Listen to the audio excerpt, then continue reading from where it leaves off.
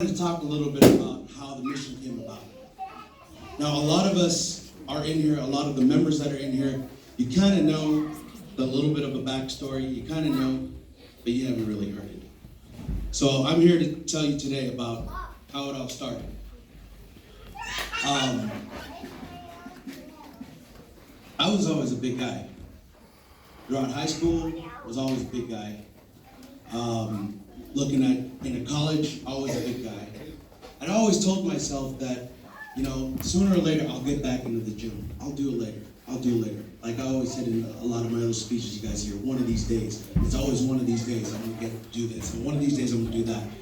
So after, in high school, I thought I was gonna I'll have all the time in college. So I went to college. Said one of these days again, maybe when I start work, everything will start again. I will get into the gym. Started work.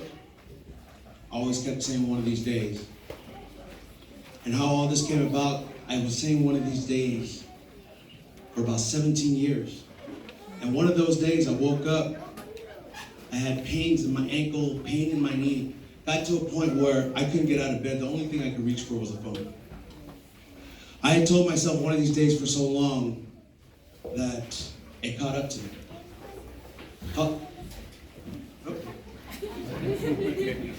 When I got up and I had pain in my ankles, pain in my knees, reached for the phone. Call 911, come get me. I can't get out of bed. All right. I went over to the doctors. They rushed me to the emergency room. I knew what it was. It was gout. Everybody here knows what gout is, or for the most part, it's very painful. But I knew what the doctor was going to say. The doctor was going to say, look, you got to go on a diet. You got to stop eating rich foods because you have gout. I knew that was what he was going to say. That's why I never went to go see him. But this time the doctor said something a little different. He said, yeah, it's gout. But I'm sorry, you have stage 5 end-stage renal disease, kidney failure. I was like, psh, don't worry. Give me a pill, surgery, whatever. Fix what you got to. Doctor's like, no, sorry, it does not work that way. The nephrologist will be back in the morning, tell you what your options are. Still was in denial. Dr. Lisker, who was just here, I think he just left. But Dr. Lisker came in the next day as my kidney doctor, came in and said, well, you have stage 5 end-stage renal disease, you have to prepare for something called dialysis, your life is gonna change. I was like, again, don't worry about it, I'm strong enough, give me a pill, give me a surgery, fix it, I gotta get back to work, I gotta get back to my life, this and that. He's like, no. Your life's about to change. You're going to start this thing called dialysis. You are no longer going to be working. You're going to be committed to a chair 3 to 4 times a week, 3 to 4 hours a day. Well, you're not going to qualify for a kidney transplant because if we transplant you, you will not survive. What do you mean? You see, I kept on telling myself one of these days. And at the time of diagnosis, I was 315 pounds. 315 pounds. Long story short, a couple months later, as the kidneys were failing, I swelled up. Within 2 weeks, 60 pounds worth of fluids in my body. I remember the day that I started dialysis. And I rarely talk about this part of things. And so those of you who have heard the story, you may not have heard this part of the story. I was at home. I woke up to my mother saying, Wilson, you need to come downstairs and see your dad. Something's going on. I look at my dad, and half his face is drooping. He couldn't feel his hand. He was stroking out. First thing I was thinking, get in the car, get him to the hospital, go into the emergency room. Drop him and my mom off. I only to go home, walked in the door of the house, and I collapsed. And I couldn't get up. I just collapsed. Tried to get up again, collapsed. See, that's 60 pounds that I gained within that 2 weeks and threw my back off. Now I couldn't move. Again, the only thing I had was my phone. Reached for the phone. And I didn't call 911 this time. I called my sister. And she came in, and I remember I was fighting this thing. I was being strong. I was just on the floor. She came in, and the minute she came in, tears just started streaming down my face. I felt so much relief that somebody else was there. Rushed me back. They had to start an emergency dialysis session. What that means is they stuck a catheter through my chest and into my heart. Started dialyzing me. I was in the hospital for weeks. At the time of dialysis, gout went rampant throughout my body. My neck, my back, my elbows, my knees, everything. I had to just lay there for weeks.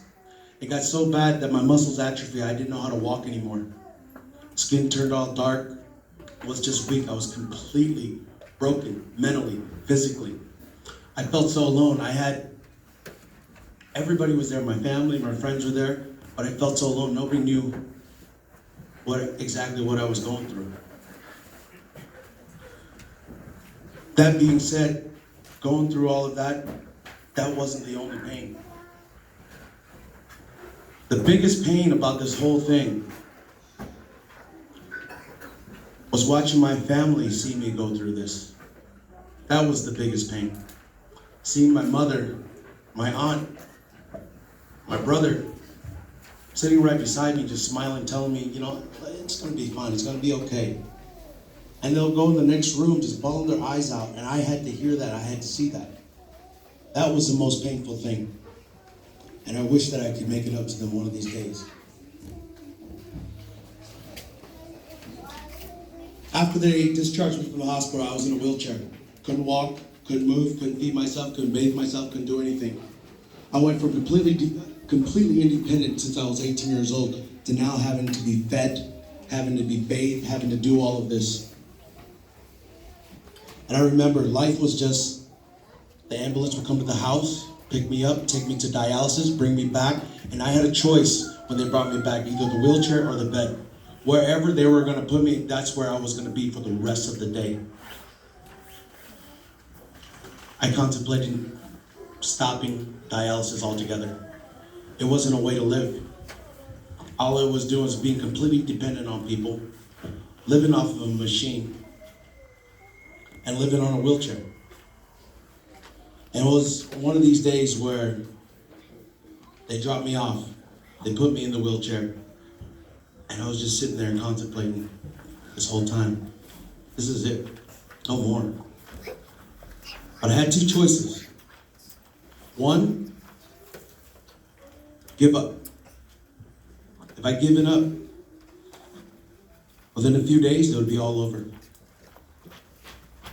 But that wouldn't have been fair to my mom, my dad, my family, my sister, my aunt, everybody that was there for me.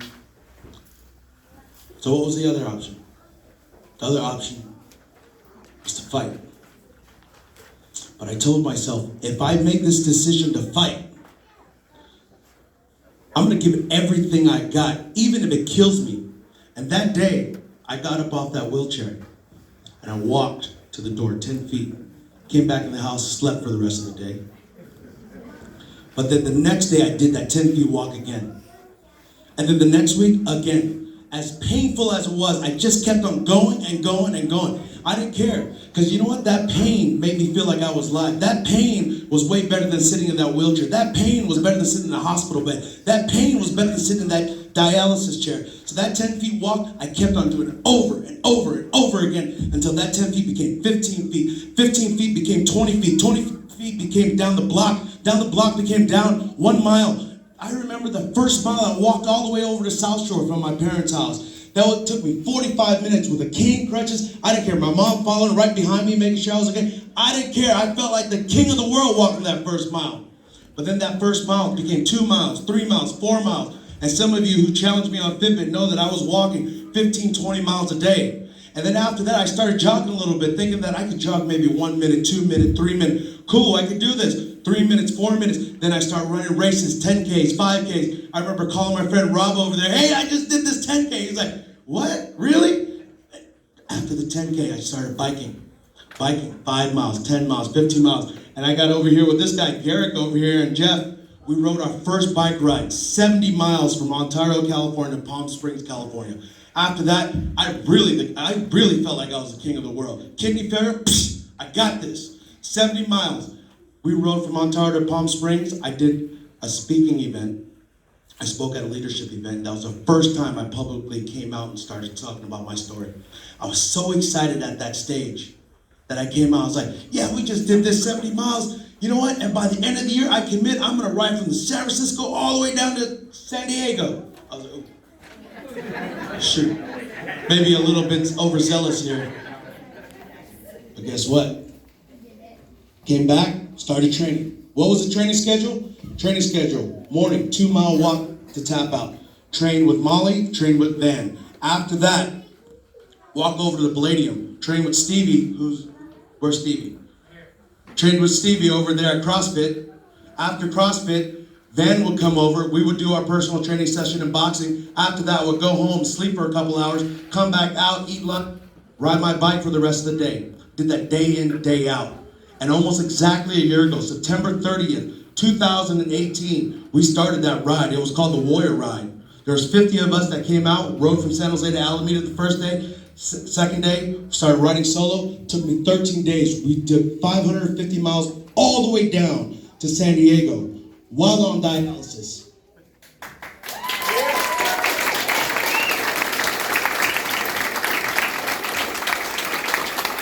I remember coming back on a Saturday and Lata, my dietitian who was right here, she came right to my bedside and made sure that I was okay. But the moral of the story is, if you can move an inch, you can move a mile. Doesn't matter. When you're faced with adversity, you can still move mountains if you choose to.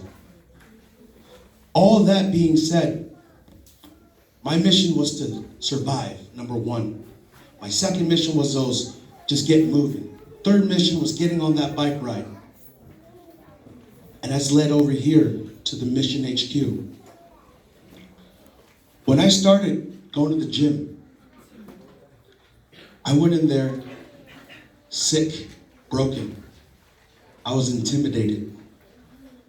Even more intimidated, I used to go at 4 or 5 in the morning so nobody was over there. And then down the road, I started going a little bit later, I started seeing people lifting all this weight. I got even more intimidated, and I could see why. Chronically ill folks like myself that have kidney disease or kidney failure that's on dialysis, they wouldn't even start working out. Second thing, even if they started working out, they would be too intimidated to come back. And so again, that's why we opened the Mission HQ. The Mission HQ was open so that folks that have chronic illnesses, elderly folks, or even obese folks that are intimidated to go into the regular gym, they have a place where they can come, they can do a low impact workout with Molly over here. And a lot of times, this disease hits communities that are underserved. And so they're not worried, they're not gonna think about getting a gym membership. Their expenses may not allow them to. And that's why these classes that we hold is called the Warrior class.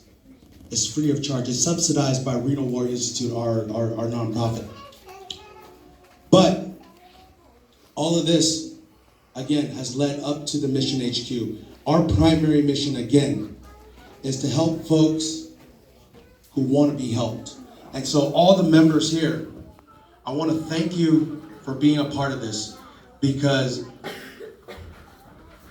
you are all the mission. I came in here thinking that we were going to have classes for the chronically ill and the elderly folks, thinking that, okay, we'll have a couple of regular classes. But all the members here right now, I love you all. You guys are all like family. And so,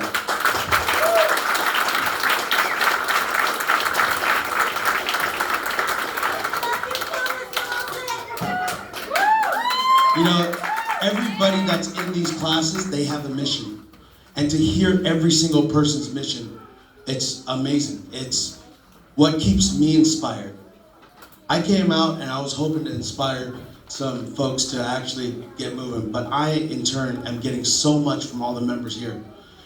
To hear their stories, to see how hard they work. Some of the members here are coming in 2-3 times a day, and it never fails. They're in here at 5 in the morning, 6 in the morning, 7 at night, maybe do 2 classes at night. It's kind of crazy. But, again, just looking at everybody here, this is the community that we built. This is our community. So know that when you're faced with any type of adversity, you have this community, you have us here, you have the Mission HQ. The Mission HQ stands for the Mission Headquarters. This is where all the mission starts. This is where we will carry out all of our missions. So I want to thank you again, everybody, for coming out here. It truly, truly fills my heart. I could not have imagined this to be any bigger or better than this. I love you all. Thank you so much. And we have 1 week passes for $25. It's great stocking stuffers. Yes, you may. My name's Andrea. I was a dialysis nurse for 20 years. I took care of hundreds, probably thousands of patients. I've never met anyone like Wilson. I can't tell you how many patients sat in that chair, needed to lose weight for a transplant, just to live. They could not get the motivation. You are such an inspiration, and the fact that you are giving back to the dialysis community, I keep spreading the word. I'm retired now, but I spread the word to all my dialysis friends that these classes are available, and that you are such an inspiration. I mean, I would try and tell patients what they needed to hear to be motivated, but I wasn't a dialysis patient. I wasn't living their life. It means so much coming from you.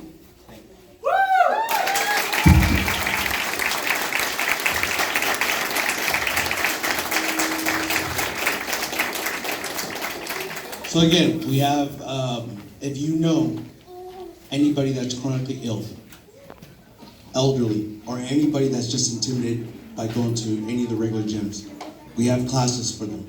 Let them know that they can come here, they can transform, they can get better. My only hope and my dream is for the Mission HQ to have 1,000 more renal warrior stories, 1,000 more transformational stories. Because once we get that 1,000 people that have made that transformation, they're going to go out and inspire another 1,000 people. And those folks are going to go out there and inspire another 1,000 people. So everybody in here, go out, share the story, spread the story. Again, did I mention we have our $25 1-week passes? So if you buy the 1-week passes, they're great stocking stuffers. You'll get the people to come in. They can try all the classes for a week. And after that, we can talk about membership. But every time you buy a 1-week membership, that goes to help subsidize our warrior class. We only have it twice a week at the moment. And our goal is to have it 5-6 days a week. We also have a nonprofit, a 501c3, Renal Warrior Institute. We are taking donations to help subsidize those classes. All memberships to this gym goes to help subsidize those classes and provide resources for the warrior class. So thanks again, everybody, for coming out today. I hope you enjoyed the food. Hang out, there's more drinks, and mingle with each other. Thank you, everybody. Love you all. Wait, can we all get a group picture somehow? Jeff, is that possible? Oh, wait, I have a few people to thank. Yes. Amelia and Adina, did you want to say something? Yeah?